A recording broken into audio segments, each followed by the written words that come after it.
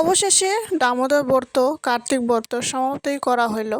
হরে কৃষ্ণ বন্ধুরা, তোমরা সবাই কেমন রয়েছো? তো এই যে সকালবেলা রুটি করে নিয়েছি। রুটি আর দিকে সবজি, পনির ফুলকপি দিয়ে সবজি আর দুধ ছিল।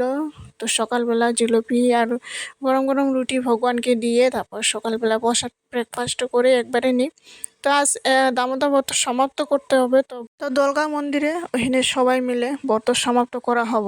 তো চলো, এই যে সকালবেলা আমিও রেডি হয়ে গেছি, অনুরাধাকেও স্নান করে তিলক সিলক পরাই দিলাম। তো সকালেই ডাকছিল, তো সকালবেলা তো সময় হয় না। তো এই যে ঘরের কাম কাজ শেষ করে তো অবশ্যই বাইরে আসা যায়।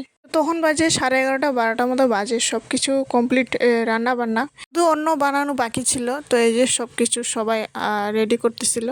তো দামোদর মাসে যা যা খাওয়া হয়নি, পটল বেগুন বটবটি সিম অনেক কিছু, তো যা যা খাওয়া হয়নি সব ভগবানকে অর্পণ করে সুন্দরভাবে সাজিয়ে গুছিয়ে তারপর এই যে ভোগ আরতি করা হইতেছে। তো ভোগ দর্শন, এই যে ভোগ দেওয়া হয়ে গেছে।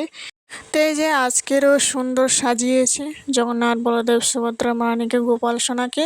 তো কি সুন্দর লেগেছে, গ্রিন গ্রিন একদম, একে খুব সুন্দর করে সাজিয়ে দিয়েছে থালা মধ্যে। এদিকে সবাই বসে পড়েছে প্রসাদ পাবে।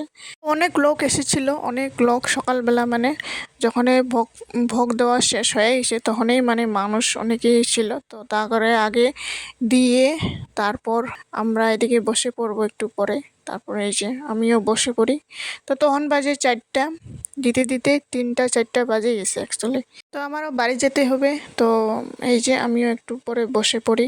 তারপরে এই যে সবজি, মিক্সড সবজি, অনেক কিছু সবজি ছিল। তো দুপুরবেলার প্রসাদ পেয়ে আমি এসে পড়লাম। তো আমার বাড়িতেও সবজি ছিল না, আর দামোদর মাসে তো কিন্তু অন্য কিছু খাওয়া হয়নি। তো সব সবজি যা যা ছিল না, যা যা খাওয়া হয়নি তাই তাই সবগুলো নিয়ে আসলাম।